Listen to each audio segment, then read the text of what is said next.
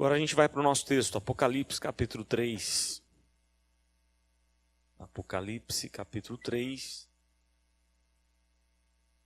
Hoje nós vamos estudar a igreja de Laodiceia. Conforme já falamos, né, a carta mais dura que Jesus escreve às igrejas. Chegou a hora de nós ouvirmos e aprendermos aí com essa carta do Senhor Jesus. Capítulo 3, versos 14 a 22, ok? Apocalipse 3, 14 a 22. Nos diz assim a palavra do Senhor. Ao anjo da igreja em Laodiceia escreve: estas coisas diz o Amém, a testemunha fiel e verdadeira, o princípio da criação de Deus. Conheço as tuas obras, que nem és frio nem quente. Quem dera fosses frio ou quente. Assim, porque és morno e nem és frio, e nem és quente nem frio, estou a ponto de vomitar-te da minha boca. Pois dizes: estou rico e abastado e não preciso de coisa alguma, e nem sabes que tu és infeliz, sim, miserável, pobre, cego e nu. Aconselho-te que de mim compres ouro refinado pelo fogo para te enriqueceres, vestiduras brancas para te vestires, a fim de que não sejas manifesta a vergonha da tua nudez, e colírio para ungires os olhos, a fim de que vejas. Eu repreendo e disciplino a quantos amo. Sê, pois, zeloso e arrepende-te. Eis que estou à porta e bato. Se alguém ouvir a minha voz e abrir a porta, entrarei em sua casa e cearei com ele e ele comigo. Ao vencedor, dar-lhe-ei sentar-se comigo no meu trono, assim como também eu venci e me sentei com meu Pai no seu trono. Quem tem ouvidos, ouça o que o Espírito diz às igrejas. Vamos orar. Mais uma vez, Deus, nós buscamos a Tua presença, agora quando estudamos a Tua palavra, e principalmente as cartas direcionadas à igreja, porque elas são tão práticas para a nossa igreja, para a nossa vida como membros do corpo do Teu Filho, o corpo de Cristo. Pedimos, ó Deus, que o Senhor fale ao nosso coração, que o Teu Santo Espírito trabalhe em nossa vida e quebrante-nos, ó Deus, porque a Tua palavra diz que o coração contrito, abatido, o Senhor não despreza. Por isso fala ao nosso coração e trabalha, muda aquilo que precisa ser mudado, muda a nossa visão, o nosso modo de entender as coisas. Se caso alguma coisa, o nosso jeito de compreender estiver em desacordo com a Tua palavra, ajuda-nos, ó Deus, a termos a visão, a cosmovisão correta, bíblica, e que agrade o coração do Senhor. Fica conosco e que o Teu Santo Espírito, ó Deus, esteja com toda a liberdade agindo no nosso meio. Pedimos em nome de Jesus. Amém. Bom, como é de costume, nós estamos estudando primeiro as partes geográficas, históricas das cidades, né? Nós estamos aí já na última carta e depois vamos entrar aí no livro como um todo. Então estamos ainda na introdução do livro. A partir da próxima semana entraremos na outra parte aí do livro. Então, o que a gente precisa aprender um pouquinho sobre Laodiceia? Ela ficava no vale chamado Vale Lico, bem próximo de Filadélfia, 70 quilômetros de Filadélfia, 18 quilômetros de Colossos e 10 de Herápolis. Então, haviam duas cidades importantes muito perto. 10 quilômetros de Herápolis, né? E Colossos, a gente poderia dizer que é como o ABC. São Bernardo, São Caetano e Santo André. Uma cidade colada na outra, onde cada uma tem um ponto forte e um ponto fraco. No caso aqui, Laodiceia tinha coisas muito fortes, mas tinha um ponto muito fraco, que nós vamos falar daqui a pouquinho aí. Então, no ano 133, ela foi conquistada pelos romanos, 133 a.C., tá? E se tornou um grande centro judicial e administrativo. Ela se tornou também um rico centro comercial do Vale Lico. O Vale Lico tem as três cidades, Laodiceia, Herápolis e Colossos, ok? 3 cidades compunham aí o vale chamado Vale Lico. O que era forte na cidade? Era um centro de indústria do tecido. Então, muito forte na produção da lã negra e macia, além do linho, dessa lã negra e macia fazia-se as famosas túnicas chamadas de trímita. Eram as roupas mais famosas daquele tempo. Se a gente poderia pensar nas grandes grifes hoje, Laodiceia era a principal das grifes. As roupas mais caras, roupas de reis. A palavra muitas vezes usada aqui para Laodiceia são as mesmas daquelas usadas quando o faraó dá uma túnica para José, por exemplo. Ou quando Belsazar dá uma túnica para Daniel. Aliás, o imperador dá uma túnica para Daniel. Então é a mesma ideia. Eles produziam essas roupas de reis. Então era algo assim muito caro, muito importante para a época. Era um centro também bancário e financeiro. Haviam diversos grandes e importantes bancos onde era guardada grande quantidade de ouro. Então olha só, tudo que Jesus vai falar, talvez de todas as cartas, Jesus foi muito mais explícito usando aquilo que existia na cidade. Ele faz isso com todas as igrejas. Mas aqui ele faz de uma forma muito explícita, muito forte. Né? Por quê? Porque tudo que ele está falando tinha a ver com a realidade da cidade. As exortações de Cristo. Né? Então eles tinham muito ouro guardado. Era o lar dos milionários e uma das cidades mais ricas do mundo antigo. No entanto, a gente vê a pobreza da igreja no que se refere à vida espiritual. Né? Mas vamos falar daqui a pouco sobre isso. Era um centro da medicina. Possuía uma excelente escola de medicina, especializada em ouvidos e olhos. Eles produziram um famoso colírio para os olhos e um unguento bom tanto para o olho quanto para o ouvido. Então eles eram bons para curar. Pessoas vinham de longe para curar ou receber a cura, problemas oftalmológicos e do ouvido também lá em Laodiceia. No ano 17, ela foi abalada por um terrível terremoto, 17 a.C., aliás, depois de Cristo. No ano 17 depois de Cristo, ela foi abalada por um terrível terremoto. Ela recebe a ajuda romana e reconstrói. Anos depois, olha só, no ano 60, ela de novo foi destruída. E agora não mais quis a ajuda dos romanos. Ela não mais precisava de ajuda. Pelo contrário, ela até era tão autossuficiente que ela ajudava as cidades vizinhas. Mas a aparência que se tem, pelo menos os registros dos historiadores, é que até essa ajuda aos vizinhos era de uma forma muito arrogante. Né?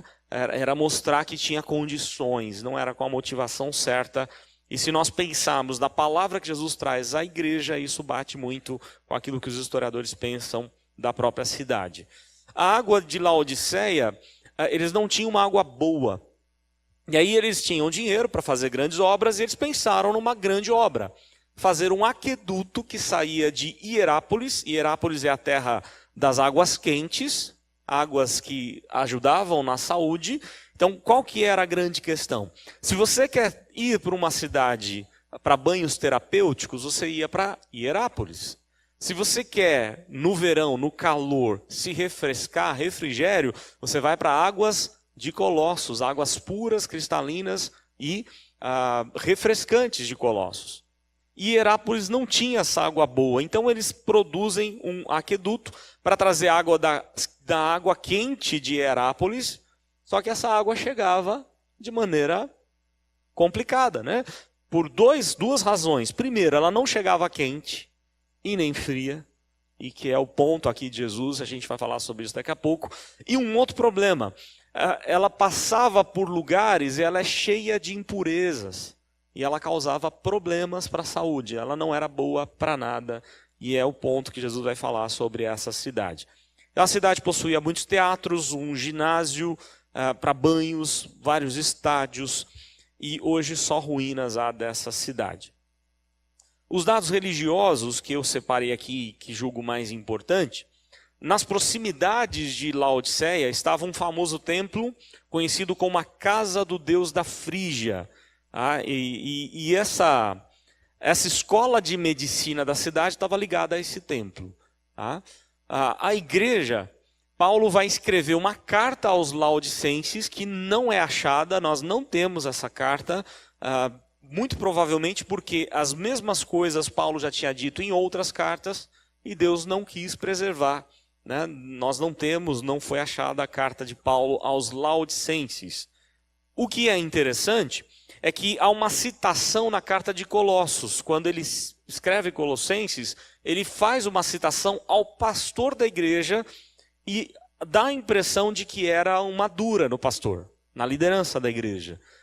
Dá a entender que Arquipo, como pastor da igreja de Laodiceia, não estava cumprindo a sua missão no pastorado, não estava dando boa atenção no ministério.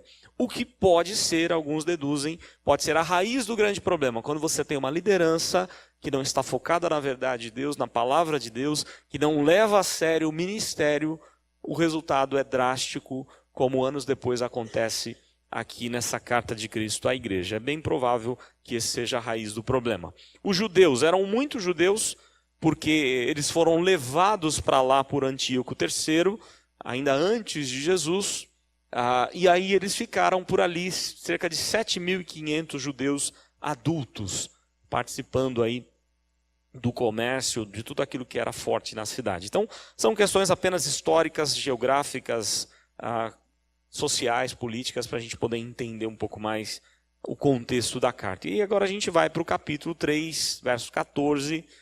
Eu vou ler aqui na apostila a tradução que eu tenho, você pode acompanhar aí na sua versão, ok?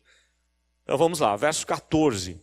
E ao anjo da igreja em Laodiceia, lembram que anjo é o líder, o pastor da igreja, né? E ao anjo da igreja em Laodiceia escreve: estas são as palavras do Amém, a testemunha a fiel e verdadeira, o princípio da criação de Deus. Algumas coisas importantes desse verso. Jesus ele se apresenta como Amém. E a palavra Amém significa verdade ou verdadeiro. Nós costumamos, né, acompanhar a oração com amém.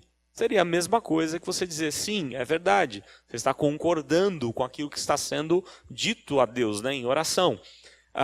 Para os irmãos terem uma ideia, lembram que Jesus usava aquele termo, muitas vezes ele usava nos evangelhos, em verdade vos digo? Lembram disso? Para dar uma ênfase num assunto, ele falava, em verdade vos digo. A palavra que aparece lá no grego é amém, amém. Em alguns lugares ela é traduzida como verdade, em outros eles deixaram assim, para trazer a força do texto. Jesus é o amém, até porque aqui há os artigos definidos. Ele é o amém, ele é o verdadeiro. E essa expressão amém era também usada como uma afirmação num tribunal ou num juramento. Por isso as expressões, lembram que desde o começo eu falei que João, ele escreve como o judeu pensa, na gramática judaica, com paralelismos, ele vai dando algumas ênfases. E o que ele está fazendo aqui é dando uma ênfase. Jesus é o amém, a testemunha, a fiel e verdadeira. São as mesmas coisas. Ele está enfatizando, Jesus é a verdade, Jesus é aquela testemunha fiel e verdadeira. Então é a mesma coisa para enfatizar o verdadeiro Cristo. Mostrar que ele é a verdade. Aliás, ele não é só, ele não tem só a verdade, ele não só fala a verdade, ele é a própria verdade. Ele é a testemunha fiel e verdadeira. E aí ele vai também falar, Jesus vai falar como o princípio da criação de Deus. E aqui pode causar algum tipo de confusão, porque há religiões que pensam que Jesus foi criado, foi gerado, né? Até mesmo na nossa Constituição, ou aliás na nossa confissão de fé, há um termo dizendo que Jesus teria sido gerado do Pai e o Espírito Santo gerado do Pai e do Filho. E aí as pessoas fazem uma tremenda confusão achando que geração ali tem a ver com início. Mas não é essa a ideia. A ideia é que Jesus é enviado do Pai, foi o Pai que envia o seu Filho para morrer no nosso lugar, lembram disso? Deus amou o mundo de tal maneira que deu o seu Filho, e quem envia o Espírito Santo é o Pai e o Filho, os dois enviam o Espírito Santo. Então há todo um trabalho da Trindade, mas não quer dizer que Jesus teria sido gerado, que ele tem um início. Porque alguns podem pegar esse texto e falar, tá vendo? Jesus é o princípio da criação, ele foi o primeiro ser criado. Não é isso.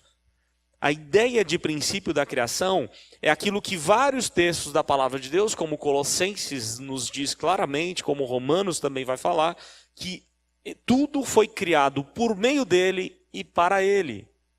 Ou como o próprio João diz, sem ele nada do que foi feito viria a existir.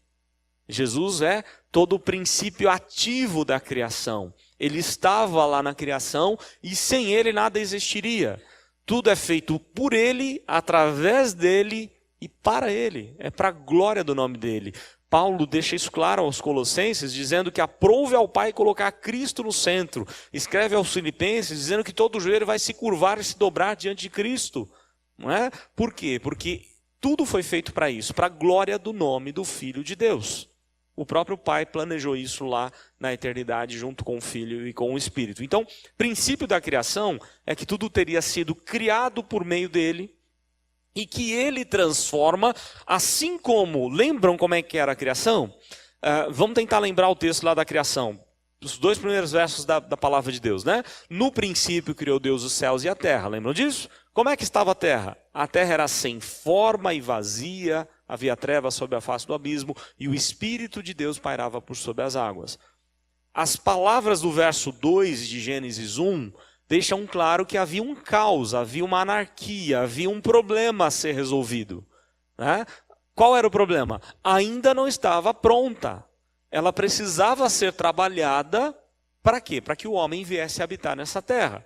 Então, da mesma maneira como o Filho e o Espírito Santo foram criando juntamente com o Pai lá em Gênesis, dando forma às coisas, dando luz, depois criando os céus, criando a porção de terra, criando as águas, as plantas, né? Criando as estrelas, o universo todo, depois criando os animais, e a partir disso, ou depois de tudo isso, o ser humano. Quando tudo já estava preparado, foi criado o ser humano. O mesmo Deus, que é Jesus, ele pode transformar o caos, uma situação de caos, em coisa boa, em paz, em alegria, em harmonia. A ideia de princípio da criação, em outras palavras, a igreja deveria entender que estava tudo um caos, uma tremenda de uma confusão a vida na igreja. Mas só Cristo tinha poder para restaurar, para mexer naquela igreja, para tornar aquela igreja harmônica, cheia de harmonia, cheia de amor, de paz e de alegria. E ele faz isso com a igreja, ele faz isso com a família, num casamento, ele faz isso da relação com os pais e filhos. Ele é aquele que transforma. Jesus, quando entra, ele transforma. Ele traz paz, ele traz vida, vida abundante. Então, tudo aquilo que foi criado por meio de Cristo. Ele é aquele que transforma o caos de maneira, mesmo como foi na criação, em harmonia. E, segundo um outro autor, segundo Bale, ele diz o seguinte, que o termo aqui faz uma lembrança à volta de Cristo, quando ele vai restaurar uma nova criação, ou ele vai refazer a criação.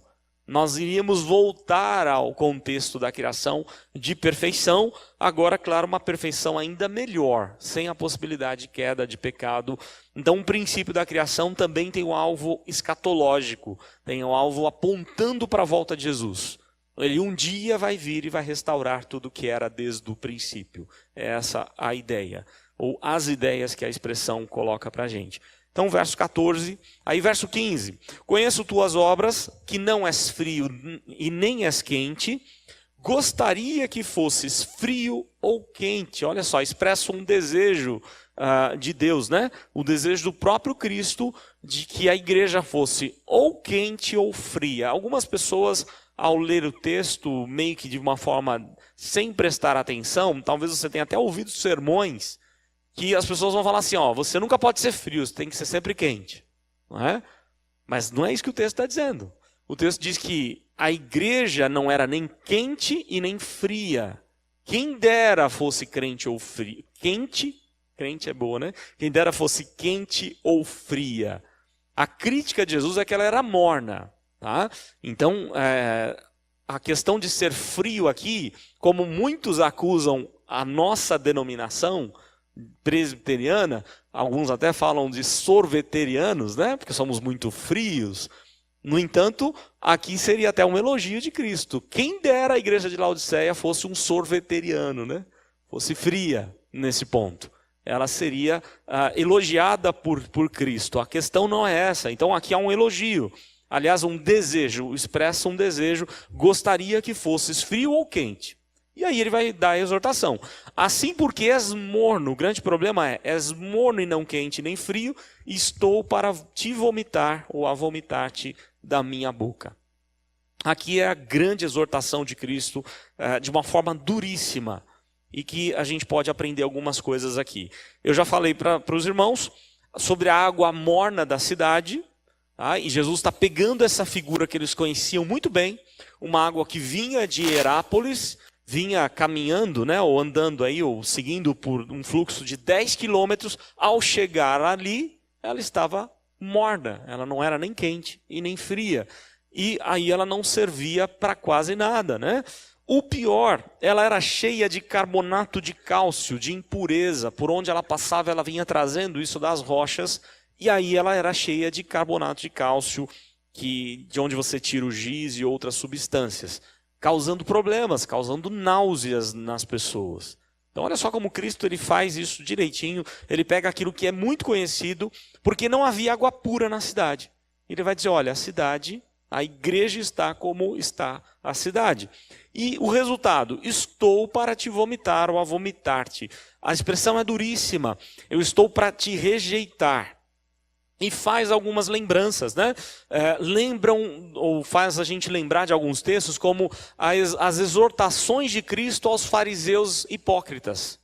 Vocês lembram lá daquela parábola que Jesus conta do fariseu e do publicano indo para a reunião de oração?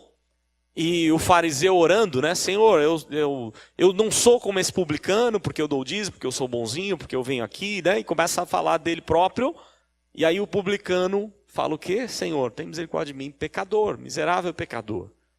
E aí a ênfase de Jesus é a mesma com a qual ele falava dos fariseus da sua época, que eram arrogantes, que se achavam e achavam que agradava a Deus porque faziam todo o seu legalismo. Isso causa náusea em Jesus, causa desejo de vomitar. No entanto, olha só, em tudo aqui a gente vê graça. Jesus não está dizendo, eu vou vomitar, ele não está dizendo, eu vomito vocês da minha boca. Não, ele está dizendo, ó, estou a ponto de vomitar. Demonstra a longanimidade, a paciência de Deus. Deus é paciente e vai dando chance para a pessoa ainda se arrepender. Tanto que ele está escrevendo uma carta para que a igreja mude de atitude. Não é? Ele está dando mais uma chance. Estou a ponto de vomitar-te da minha boca. E aí o verso 17. Pois dizes, qual é a razão? E aí Jesus vai dar detalhes da sua acusação.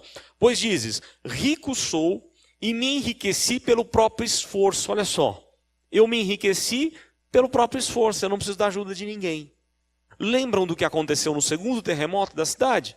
Não precisamos de ajuda de ninguém. Nós somos autossuficientes. Quando a gente acha que é autossuficiente, a gente está fadado ao fracasso. Paulo escreve aos Coríntios e diz assim, aquele que pensa estar em pé, veja que não caia. Quando você acha que é alguma coisa, você está fadado à queda. Aliás, todos os impérios caíram porque o próprio Deus endureceu o coração dos imperadores para que eles pudessem cair. Aliás, tem um detalhe mais interessante que eu não sei se eu falei para vocês, talvez tenha dito. Alexandre o grande imperador de todos os impérios, caiu pela picada de um mosquito. Não é? Morreu com febre amarela. Então, todos os imperadores são nada diante de Deus. Deus é tudo. Nós nada somos miseráveis pecadores. E é isso que nós precisamos entender. Mas aquela igreja achava que era alguma coisa, né? Eles achavam que enriqueceram pelo próprio esforço. Eles ajudavam as cidades vizinhas para meio que dizer, olha, nós somos bonzinhos. Daí um cuidado que a gente tinha ao entregar os marmitex aqui pelo bairro. Nós saímos e entregamos muitos marmitex. Mas não havia necessidade de dizer que era da Igreja Presbiteriana de São Caetano do Sul. Nós não estávamos aqui para fazer propaganda da igreja. Havia pessoas até dizendo, pastor, tem que colocar folhetos aqui, tem que encher de folhetos e tal. Eu falei, não tem que encher de folhetos. O assunto aqui não é evangelizar, é ajudar na necessidade básica da pessoa. Ela não tem onde comer, ela não tem como fazer comida, ela precisa das suas necessidades básicas. Mesma coisa, quando eu saio para fazer um trabalho de evangelização, eu não levo o nome da igreja, eu levo o nome de Cristo. Eu prego a Cristo. Então é ruim quando você sai aflito em levar o nome da sua denominação. Não é essa a ideia bíblica, nunca foi essa.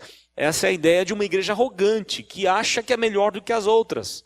Não é? E que quer agir pelo seu próprio esforço, pelos seus próprios recursos. Esse é um grande problema. Então, ó, e me enriqueci pelo próprio esforço e nada preciso ter. A palavra usada aqui ela é muito interessante porque ela faz uma lembrança direta ao Salmo 1, verso 1. Lembram lá de que é bem-aventurado o homem que não anda no conselho dos ímpios, não se detém no caminho dos pecadores e nem se assenta na roda dos escarnecedores. A palavra escarnecedor, literalmente lá no hebraico, significa aquele que acha que não precisa de Deus. Por isso que ele escarnece. Eu não preciso de Deus. Que bobagem você buscar Deus. Para quê? É aquele que é autossuficiente. Buscar a Deus, ir na igreja, ler a Bíblia, oração, essas coisas todas, é bobagem. O escarnecedor, ele zomba de quem busca a Deus porque ele acha que ele nada precisa da parte de Deus. E ele está, a expressão, a ideia da expressão é usada aqui. Nada preciso ter. Eu já estou abastado, suficiente, não preciso de mais nada. E aí Jesus vai falar, e vocês não sabem que são, né? E aí ele vai falar, e não sabes que tu és coitado, digno de dó, mendigo, cego e nu. Olha só. Coitado, digno de dó, mendigo, cego e nu. 5 expressões muito fortes para mostrar de novo a mesma ênfase. Os paralelismos aqui para dar uma ênfase muito grande. És coitado, a nuance aí das palavras, coitado significa falido espiritualmente falando. Você não sabe que é um falido, você acha que tem tudo, mas na verdade você está falido, está fracassado. És digno de dó, é miserável. Não é? Aliás, a nossa versão aí, deixa eu ver como é que está, não é digno de dó. Estou rico, abastado e não preciso de coisa alguma. Nem sabes que és infeliz, sim, miserável, pobre, cego e nu. Então, digno de dó ou miserável. Mendigo é a mesma palavra que Jesus usa lá para bem-aventurança, mas lá tem um sentido positivo da palavra, né? Bem-aventurado aquele que ou compreende que é pobre. Aqui eles não compreendiam que eram pobres. Eles achavam que eram ricos. Existem várias palavras gregas para pobre. Essa que aparece aqui e na bem-aventurança está dizendo daquele pobre que não tem nada, absolutamente nada. Se você não der um prato de comida, ele morre de fome, ele não tem como conseguir. Ele precisa de alguém para dar um prato de comida. Ele não tem roupa, ele não tem casa, ele não tem comida, ele não tem água, ele não tem nada.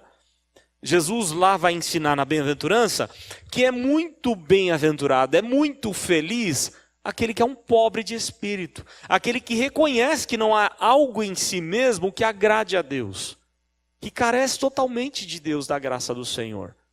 É essa a ideia que todos nós somos. Nós somos coitados, dignos de dó, mendigos, cegos e nus, né? Todas essas expressões nós somos na questão espiritual. Todo ser humano não é só a igreja de Laodiceia. Todo ser humano está assim nessa situação. O único que é autossuficiente é o próprio Deus. Então, és coitado, digno de dó, mendigo, né, aquele que não pode, inclusive, comprar o perdão de Deus, nós também não conseguimos. Nós não temos como, não temos nada em nós que agrade a Deus, a ponto dele falar, esse eu vou deixar entrar no céu porque ele é muito bonzinho. Aliás, esse é um outro ponto importante. Nós temos que tomar o cuidado quando fazemos a obra social, porque a obra social ela pode ser vista de uma forma errada. E as pessoas às vezes esperam de maneira errada. Nós não estamos indo ajudar as pessoas, nós não vamos chamar as pessoas aqui para ajudar, simplesmente por ajudar, porque existe salvação pelas obras. Não é essa a ideia. A ideia é, em primeiro lugar, para Deus ser glorificado, em segundo lugar, porque elas precisam do nosso auxílio. Mas não é porque, porque eu preciso fazer algo para agradar a Deus. Não é esse o ponto. Nós só podemos agradar a Deus se temos fé em Cristo. Sem fé é impossível agradar ao Senhor. Então, assistencialismo, a gente tem que tomar todo cuidado. Porque daí surgem algumas comparações. Mas a igreja romana, a igreja católica ajuda muito mais, o espírita ajuda muito mais. Só que eles não fazem boas obras. A única boa obra aliás, só pode fazer boas obras aquele que está em Cristo. Todas as nossas obras são más. Se você está em Cristo e age pela fé em Cristo, sua obra é boa. Porque não é nossa obra, mas é a própria obra do Espírito Santo agindo em nós. Então a gente tem que tomar todo esse cuidado também. Nós não temos como comprar o perdão de Deus, não temos como agradar a Deus em nada. Aí o texto diz que é cego. Não é? Lembram que existia ali uma rica e a principal faculdade de oftalmologia da região e dos tempos antigos? E Jesus está dizendo, oh, vocês são cegos, vocês estão se gabando de um colírio, mas vocês na verdade não enxergam e vocês são nus. Eles se gabavam da indústria de lã, das grandes marcas que produziam, das grandes produções aí de roupas, mas na verdade eram nus, porque o único que pode cobrir a nudez é Deus. Isso fica claro desde Gênesis 3, desde a queda, só Deus pode cobrir a nudez do homem, todo homem está completamente nu. E aí o texto no verso 18, os convites que Jesus faz agora, né? Aconselho-te que de mim, ou que compres de mim, ouro refinado pelo fogo para enriqueceres, e vestes brancas para vestires, e se não fizer isso, né, revelarei a vergonha da tua nudez, e ungirei os teus olhos com colírio para veres. Olha só, aconselho-te que compres de mim. Nós não temos nada em nós que seja bom, mas Cristo tem tudo que nós precisamos. E aí eu aconselho você... Claro, ir a Jesus, né? O texto está dizendo isso, aconselho que compres de mim. Mas se você quer ler um bom livro que trata desse assunto, leia o livro de John MacArthur, A Nossa Suficiência em Cristo. É magnífico o livro, onde ele vai mostrar que se a sua confiança está nos recursos, na medicina, na psicologia, no seu trabalho, nisso, naquilo, você está afadado ao fracasso. A nossa suficiência está em Cristo. Em Cristo nós já temos um banquete. E desprezamos muitas vezes a essência do livro do John MacArthur, A Nossa Suficiência em Cristo. Só o título já é magnífico, né? Aconselho-te que compres de mim. Cristo é a nossa suficiência. Ele tem algo para dar. Ele faz diferença na nossa vida. Nós não podemos achar que, eu não tenho isso. Quando eu tiver, aí sim eu vou ser feliz. Porque essa é a sede do ser humano, não é isso? Se eu tiver aquele emprego, aí eu vou ser feliz. Se eu ser promovido, eu vou ser feliz. Se eu tiver aquele salário, eu vou ser feliz. Se eu tiver aquele diploma, eu vou ser feliz. Ou se eu casar, eu vou ser feliz. Se eu tiver filhos, eu vou ser feliz. E a gente vai enganando a nós mesmos, porque o coração é enganoso. Nós só podemos ser felizes em Cristo. Cristo tem tudo que a gente precisa. Aliás, é a palavra do próprio Davi no salmo mais conhecido de todos. Se o Senhor é o meu pastor, eu não preciso de mais nada. Nada me falta, eu tenho Cristo, Ele é o meu pastor. Então aconselho-te que compres de mim ouro refinado pelo fogo. Olha só, Jesus tem um ouro, não como o ouro que estava guardado lá. O ouro de Cristo é muito mais puro, é muito mais valoroso. Jesus tem um ouro refinado pelo fogo. Os bancos daquele momento, ou daquela região, tinham moedas famosíssimas. Os arqueólogos descobriram que vários deuses da cidade de Laodiceia, os vários ídolos que eles tinham, cada ídolo tinha uma moeda diferente. Em outras palavras, está dizendo, essas moedas aí não valem nada. Eu tenho um ouro muito mais valioso. Né? E é isso que a gente precisa buscar em Cristo. Então, ouro refinado pelo fogo para enriqueceres e vestes brancas para vestires. Não eram aquelas vestes que faziam diferença. As vestes de Cristo são melhores, são puras, são lavadas, né? Foram lavadas no sangue do Cordeiro, conforme nós vamos ver lá no capítulo 7. E se não fizer isso, eu vou revelar a vergonha da tua nudez. A vergonha, a palavra usada aqui é vergonha, tem algumas ideias, algumas nuances essa expressão. Vergonha, humilhação, confusão, vazio, tristeza, tudo que é contrário à vida. A ênfase é tudo que Adão e Eva experimentou quando pecaram. Eles tinham vida abundante, vida plena, vida cheia de Deus, harmoniosa com Deus. O pecado trouxe vergonha, humilhação, confusão, vazio, tristeza, medo. Trouxe um monte de sentimento ruim, insegurança, né, e tudo aquilo que nós temos e sabemos bem o quanto isso nos atrapalha. Todos nós somos seres afetados, desequilibrados. Não adianta você achar que você é 100% equilibrado. Eu brinco, porque eu sei que há pessoas que têm, a gente brinca que às vezes não tem os 11 em campo, né? Os 11 jogadores em campo. Né? Tem gente que tem a mais, tem 13 jogadores, né? Tem gente que tem menos. Mas na verdade nenhum de nós é equilibrado. Toda a nossa mente, o nosso coração, a nossa vontade, todo o nosso ser, né? O nosso físico, a nossa vida espiritual, o nosso espírito, tudo foi afetado pelo pecado. Por isso a gente é esquisito. Tem dia que a gente está legal, tem dia que a gente está para baixo. Né? Claro, alguns têm um desequilíbrio maior, precisa de um tratamento, de um cuidado especial, mas nenhum de nós é perfeito, não tem como ser perfeito, porque estamos debaixo de um peso, de um fardo chamado pecado. Então, Jesus diz que se não fizer, vai revelar a nudez e vai ungir os olhos com colírio para ver, né? E se não, revelarei a vergonha da tua nudez e ungirei os teus olhos com colírio para veres, para você enxergar. É só através de Cristo que vai enxergar. Só que aí há um problema aqui. Há uma ideia de condenação. Jesus está dando uma chance. Olha, venha até mim. Se você não vier, um dia você vai ver. E aí vai ser muito pesado. Aí vai ser muito triste o que você vai ver. Interessante essa ideia, né? Que eles vão conseguir perceber, eles não querem aceitar a Cristo hoje, mas um dia eles vão perceber a tristeza que foi de não ter aceito Cristo. Então ainda há tempo de se apegar a Cristo. Aí o verso 19, vou correr um pouquinho que o tempo vai passando. Verso 19, eu muito se amo, repreendo e disciplino, seja zeloso, portanto, e arrependa-se. Olha só, Jesus ama, ele dá uma ênfase e liga sempre o amor, a disciplina bíblica é ligada ao amor. O pai que ama a disciplina o seu filho, diz não para o seu filho, tem várias formas de disciplina, né? Não é só bater, as pessoas acham que disciplina é bater, às vezes é necessário, depende da situação, mas não sempre ou nem sempre é necessário. Eu muito se amo, repreendo e disciplino. E aí ele vai exortar, seja zeloso, portanto, e arrependa-se. Zeloso está no tempo presente, a ideia é que seja sempre zeloso. O que é interessante é que a palavra zelo é de onde provém a ideia de fervor, de algo quente, uma palavra de onde vem a expressão quente. Nós precisamos ser fervorosos, nós precisamos ser zelosos pelas coisas de Deus. Seja zeloso, portanto, e arrependa-se. Jesus está sendo longânimo, está dando uma chance para a igreja. Eu fiz depois uma tabelinha, se você tiver a apostila para acompanhar, você vai ver que tem uma tabelinha, né? Qual que é a diferença entre zelo, ciúme e inveja? Porque alguns acusam Deus de ser ciumento. Há traduções que mostram o ciúme de Deus, né? Na Bíblia.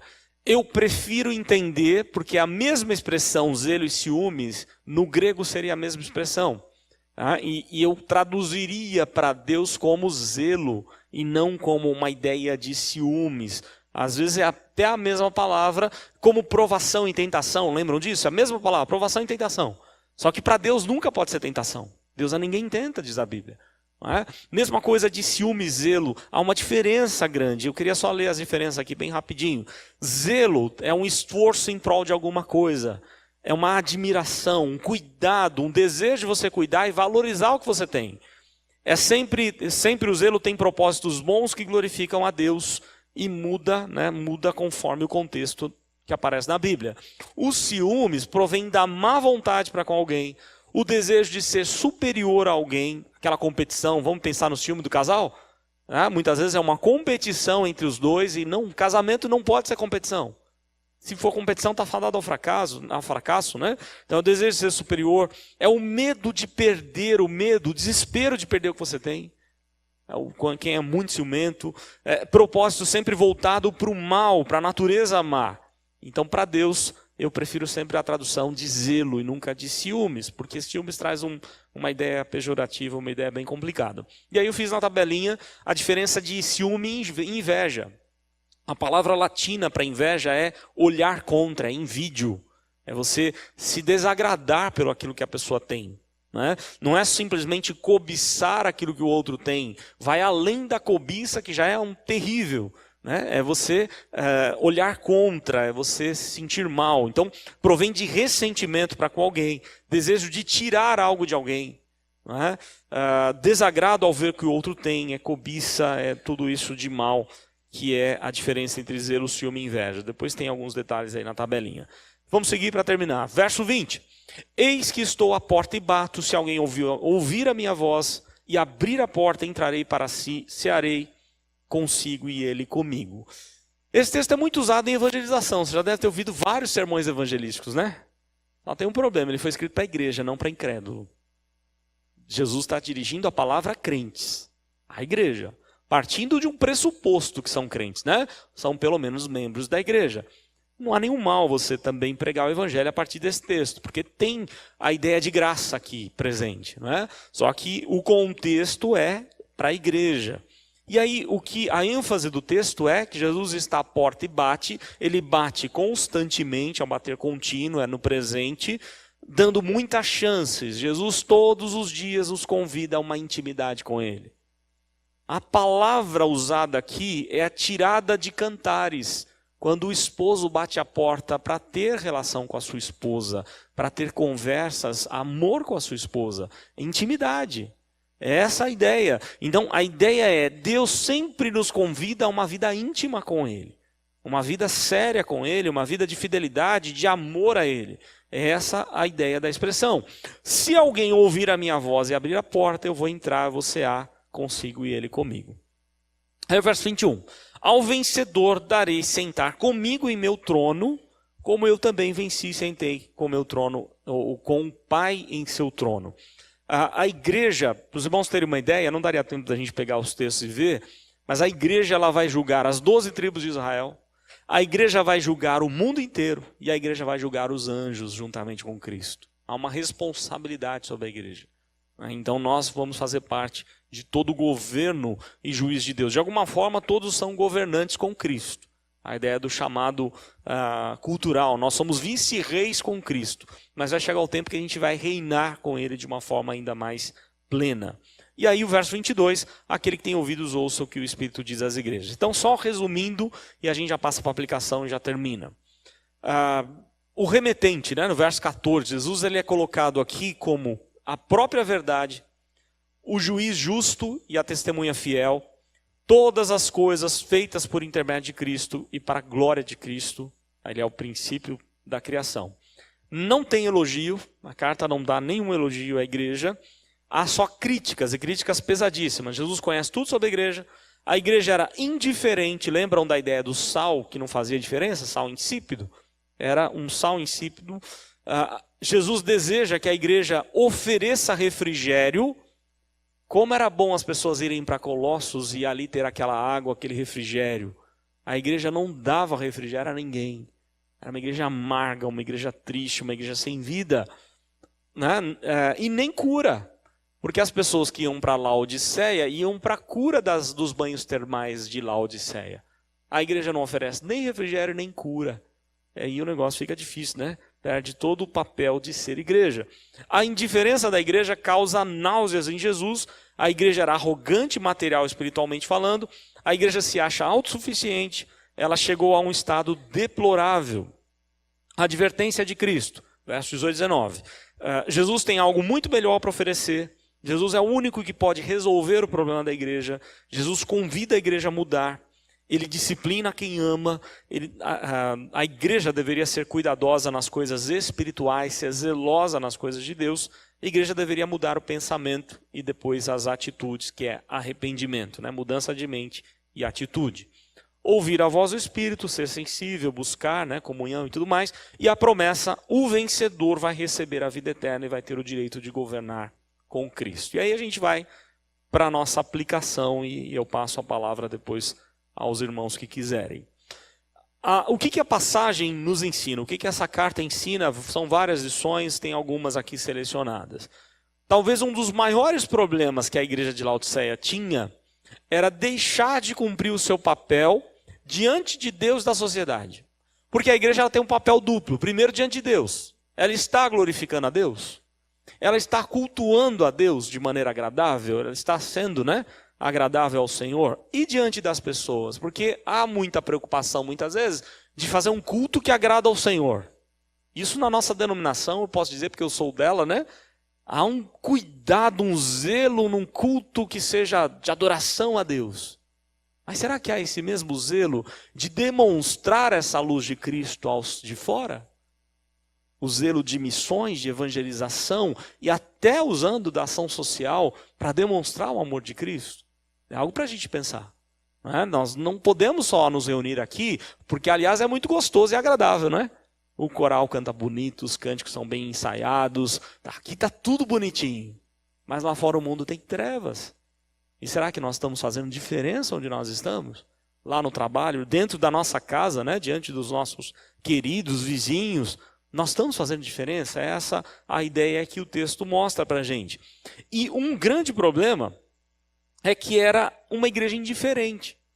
Indiferente ao que estava acontecendo, indiferente à vontade de Deus. E Deus tem por abominável a indiferença. Indiferença é algo que causa náusea a Cristo. A missão da igreja é glorificar a Deus, depender de Deus e pregar ao Senhor, é viver toda a vida abundante que Deus tem para dar. Mas era uma igreja completamente indiferente. A igreja, aliás, tem um outro, eu me recordo de um outro problema das igrejas por onde Paulo pregou. Se você comparar as igrejas da Macedônia com as igrejas de Corinto, ou a igreja de Corinto, lá em Corinto, capítulo 8, na segunda carta, Paulo faz um elogio às igrejas da Macedônia. Eram as igrejas mais pobres que tinham e eram as que mais ajudavam o ministério de Paulo e as arrecadações que os apóstolos faziam em prol dos pobres. Mas a igreja de Corinto era mais rica e Paulo não aceitou receber um tostão daquela igreja. Ele foi fazer tendas, porque era uma igreja arrogante. E Paulo teve vários problemas, e as 2 cartas que ele escreve a Corinto, na verdade, tem 3 cartas que ele escreve, nós só temos 2. As 2 cartas que ele escreve, ele bate o tempo todo na igreja, para ver se a igreja reage e faz do jeito que Deus se agrada. Então, missão. Qual é a nossa missão diante de Deus e diante das pessoas? Não podemos ser como Laodiceia. A confiança e gratidão que devemos ter para com Deus. Deus sempre nos convida ao arrependimento. A disciplina é um ato de amor, né? E nós precisamos ter a vida lapidada, trabalhada por Deus, assim como o ouro, né? Estou citando aqui o próprio pastor Hernandes, ele diz assim: a uva precisa ser prensada para produzir vinho. Tinha muita coisa boa acontecendo em Laodiceia, não tinha falta de nada. E quando tem coisa boa, a tendência, uma tendência apenas, não quer dizer que porque a sua vida está sem problemas você está desagradando a Deus, mas a tendência é a gente começar a esquecer que tudo isso veio de Deus. O livro do Êxodo, quando fala da saída do Egito, várias vezes Êxodo e Deuteronômio vão lembrar: fui eu quem tirei da terra do Egito, não foram vocês que saíram de lá. Fui eu quem tirei. Deus lembrando, né? Não esqueça que eu cuidei de vocês lá naqueles 40 anos do deserto. E tudo aquilo que vocês têm é graça, é pura graça de Deus. E é isso que a gente precisa ser sempre lembrado, né? Nós nada somos, nada temos, e o sofrimento trabalha isso em nós. Por pior que seja a situação de um crente ou de uma igreja, Cristo anseia por sua recuperação. Cristo, antes de revelar seu juízo, de vomitar a igreja da sua boca, né? Ele vai demonstrar a sua misericórdia. Eu repreendo e disciplino a quem amo. Estou a ponto de vomitar. Arrependa-te que eu não te vomito, né? Essa é mais ou menos a ideia. E aí, por fim, a nossa suficiência em Cristo. Em Jesus nós temos tudo o que precisamos. Sem Jesus nós nada temos. Tá? Jesus quer ter mais comunhão conosco. Ele está à porta e bate. Lembram disso? Cuidado só com a ideia do crente carnal, né? Jesus está dentro, mas não está reinando. Aí não existe. Ou ele está reinando ou ele não está. Né? Não existe um meio termo. O crente carnal, o crente que tem Cristo no coração, mas que Cristo não é rei da vida dele. Isso não existe. Tá? Não há ensino bíblico que deixe isso claro para a gente, ou que permita a gente pensar dessa forma. Né? A gente já falou sobre isso em vários momentos. Aí eu vou citar aqui, meio que em aspas, vou citar nota 31, vou citar o reverendo Cleômenes, foi meu professor de grego, um dos professores do seminário. A igreja estava amando o conforto, cruzando os braços, se sentia na mansão, mas espiritualmente residia na favela espiritual, era pobre, mas ainda era cega, embora tivesse a melhor clínica oftalmológica. Era infeliz, embora se mostrasse orgulhosa e exultante. Era miserável, embora tivesse o ouro, e nua, fabricando tecidos para a região. Quem tem a verdade sobre nós é Jesus. Poderemos querer fingir, aparecer, enganar, fugir, mas Jesus conhece a nossa vida em tudo, né? Conhece a realidade da nossa vida. O problema da igreja, aí eu cito o reverendo Hernandes, o problema da igreja de Laodiceia não era teológico nem moral, vocês perceberam isso? Não tem um falso mestre lá ensinando. Não era teológico nem moral. Não havia falsos mestres nem heresia. Não havia pecado de imoralidade nem engano, olha só. Não há na carta menção de hereges, malfeitores e perseguidores. O que faltava à igreja era fervor espiritual, intimidade com Deus. A igreja era acomodada, o problema da igreja não era heresia, mas apatia. Como é que será que está a nossa vida hoje, a nossa relação com Deus hoje? Será que a gente está cultivando uma vida séria com Deus, intimidade com o Senhor? Ou quem sabe Deus precisa quebrar a gente, né? Quebrantar a gente, ou dizer claramente para a gente que está a ponto de vomitar a gente da boca dele. Nós estamos causando alegria em Deus ou tristeza, entristecendo o Espírito de Deus? Ou pior, causando nojo, vômito ou ânsia de vômito em Cristo? Rejeição, ideia de rejeição, ou desejo de rejeição. Então a gente precisa sempre pensar nisso. E aí minha última palavra, né? Eu lembro do pastor Messias Anacleto falando sobre isso. Ele diz assim: você nunca pode dizer que uma igreja pequena, com poucos membros e com pouco recurso financeiro, é uma igreja que não está agradando a Deus. A igreja não tem como medir pelo número nem pela conta bancária. Não dá para medir. Porque tem um monte de igreja riquíssima, com muitos membros, mas que não tem vida com Deus. E Laodiceia é o maior dos exemplos. Uma igreja muito rica, tinha muitos recursos, mas que desonrava, desagradava totalmente ao Senhor. Então que Deus preserve a nossa igreja de ser uma igreja arrogante. Eu digo isso porque nós somos talvez a maior igreja do sínodo, a gente tem que tomar todo cuidado. Eu digo isso porque cada ano, de repente, se você pegar o ranking das igrejas, nós somos uma igreja fiel ao Supremo, então nós mandamos o dízimo ao Supremo e aí vem o ranking das igrejas. E há no coração de alguns o desejo de ser o primeiro, de querer se aparecer como o primeiro. E se essa for a motivação, a gente está fadado ao fracasso. Porque não é isso que vai fazer diferença para o coração de Deus. E não adianta ser aprovado em todos os lugares e não ser aprovado por Deus. Então eu não posso de forma alguma chegar diante de uma assembleia da igreja e me gabar, não, porque a nossa igreja está muito bem, porque está cheia de gente, porque está, né, uma arrecadação legal. Mas e a vida espiritual de cada membro, como anda? Como é que anda a liderança da igreja? Como é que anda o nosso amor a Deus e ao próximo? Então são coisas de Deus que a gente tem que se apegar. Nós não precisamos pensar no que outros dizem, mas o que Deus diria da gente. Aliás, essa é até a grande questão. Nós precisamos dar uma resposta ao bairro, por isso vamos de novo, né, ajudar o nosso bairro nesse evento do dia 13, para mostrar para o bairro que nós estamos aqui. Mas a questão não é o que o bairro está pensando da gente, se está gostando ou se não está. Será que Deus se agradou de tudo aquilo que nós fizemos? Será que, qual a visão de Deus sobre nós, né? Do nosso auxílio, do nosso apoio? Com certeza podíamos ter feito mais, mas somos falhos, não estávamos preparados para uma tragédia nesse porte. Mas, né, é algo para a gente pensar, vamos nos preparar, vamos cuidar da nossa vida para poder impactar o coração também de outras pessoas. Que Deus nos dê graça, nos ajude em tudo isso.